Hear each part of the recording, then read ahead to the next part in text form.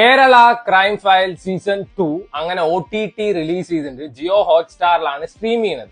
ഇതിന്റെ first season personally എനിക്ക് ഭയങ്കര ഇഷ്ടപ്പെട്ട ഒരു സീരീസ് ആയിരുന്നു. പക്ഷെ ഞാൻ കണ്ടത് ഒരു 3-4 മാസം കഴിഞ്ഞിട്ടാ. അപ്പൊ അന്നേ ഞാൻ തീരുമാനിച്ചതാണ് സെക്കൻഡ് സീസൺ ഇറങ്ങിക്കഴിഞ്ഞാൽ അന്ന് തന്നെ കാണണം. അപ്പൊ ഇന്നലെ രാത്രി 12 മണിക്ക് OTT റിലീസ് ചെയ്തു. ഒരൊറ്റ അടിക്കന്നെ ഇരുന്ന് കണ്ടു തീർത്തു. 3-3:30 ആകുമ്പോഴാണ് കഴിഞ്ഞത്. 6 എപ്പിസോഡിന്റെ സീരീസ് ആണ്. സോ ഞാൻ എന്നും പറയാറുള്ളതാണ്, Jio Hotstar and Malayalam series never disappoints. അത് ഒന്നും കൂടി അടിവരയിട്ട് പ്രൂവ് ചെയ്തിരിക്കുന്നു. കിഡിലൻ സാധനം, വൺ കിഡു എന്ന് വേണമെങ്കിൽ പറയാം. സോ സീസൺ 1 നമ്മൾ നോക്കുകയാണെന്ന് വെച്ചാൽ അതിലൊരു പുതുമയുണ്ടായിരുന്നു. അതെന്താണെന്ന് വെച്ചാൽ നമ്മുടെ അജു വർഗീസ് ആണ് കേസ് അന്വേഷിക്കാൻ വരുന്നത്. അപ്പൊ യൂഷ്വൽ ആയിട്ടുള്ള കാര്യങ്ങളൊക്കെ ബ്രേക്ക് ചെയ്തിട്ട് ഒരു പുതുമയുള്ള കാര്യമായിരുന്നു. ഇതിലും അങ്ങനത്തെ ഒരു പുതുമയുണ്ട്. നമ്മുടെ ഇന്ദ്രൻ ചേട്ടന്റെയും ഹരിശ്രീ അശോകിന്റെയും ക്യാരക്ടർ. ഇന്ദ്രൻ ചേട്ടന്റെ ക്യാരക്ടറിന് കൊടുത്തൊരു ബിൽഡപ്പ് ഉണ്ട്. എന്റെ മോനെ കിഡു പറഞ്ഞ കിഡു ആയിരുന്നു. അതേപോലെ തന്നെ ഹരിശ്രീ അശോകിനെ പ്രസന്റ് ചെയ്ത രീതി അതും അടിപൊളി തന്നെയായിരുന്നു. ഫസ്റ്റ് സീസൺ കുറച്ചും കൂടി സ്പൂൺ ഫീഡർ ആയിരുന്നു. അത് നമ്മൾ ഒന്ന് ആലോചിച്ച് കണ്ടുപിടിക്കുമെന്നും വേണ്ട, എല്ലാം അവർ തന്നെ പറഞ്ഞു തരും. സെക്കൻഡ് സീസൺ എങ്ങനെയാണെന്ന് വെച്ചാൽ കുറച്ചൊക്കെ നമ്മൾ ആലോചിച്ച് കണ്ടുപിടിക്കണം. ആൻഡ് ഫസ്റ്റ് സീസണിൽ ലാക്ക് ചെയ്തതായിട്ട് എനിക്ക് തോന്നിയത് ഇമോഷണൽ കണക്ഷൻ ആണ്. പക്ഷെ ഇതിലത്തെ ഇമോഷണൽ കണക്ഷൻ വേറെ ലെവൽ തന്നെയായിരുന്നു.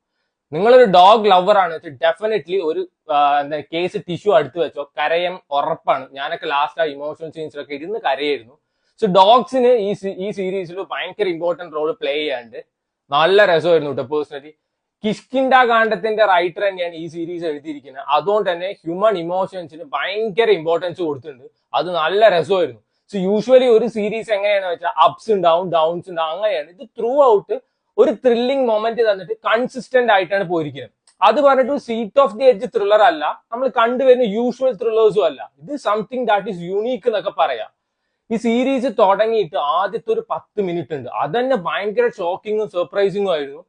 എല്ലാ സീരീസിലും ഉണ്ടാവുമല്ലോ ആദ്യത്തെ ഒരു പോർഷൻസ് ഒരു ബന്ധമില്ലാത്ത കാര്യം, പിന്നീട് ഏറ്റവും ലാസ്റ്റ് ആയിരിക്കും അത് വന്നിട്ട് കണക്ട് ചെയ്യുന്നത്. അങ്ങനത്തെ ഒരു non linear way of story telling ഇതിലും ഉണ്ട്. ആൻഡ് ആ കണക്ഷൻസ് ഒക്കെ ഭയങ്കര സ്മൂത്ത് ആയിരുന്നു.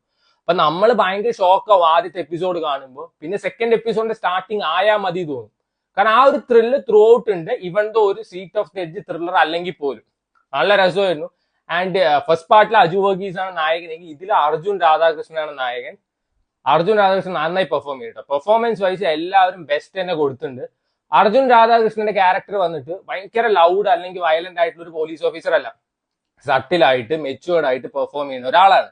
ആൻഡ് ഇതിന്റെ ഡയറക്ടറിന് അത്യാവശ്യം ഇനഫ് അപ്രീസിയേഷൻ കൊടുത്തേ പറ്റുള്ളൂ. കാരണം ഇങ്ങനത്തെ ഒരു വെറൈറ്റി സീരീസ് തന്നേന്. നമ്മുടെ ലാലുണ്ട്, ഇന്നലെ ലാലിനെ പറ്റി ഞാൻ കുറ്റം പറഞ്ഞതേ ഉള്ളൂ. ആള് പറയുന്നതൊന്നും മനസ്സിലാവുന്നില്ല, പാറപ്പുറത്ത് ചിരട്ടിട്ട് വരയ്ക്കുന്ന പോലെയാണ്. പക്ഷെ ഇതില് കിടിലനായിരുന്നു കേട്ടോ.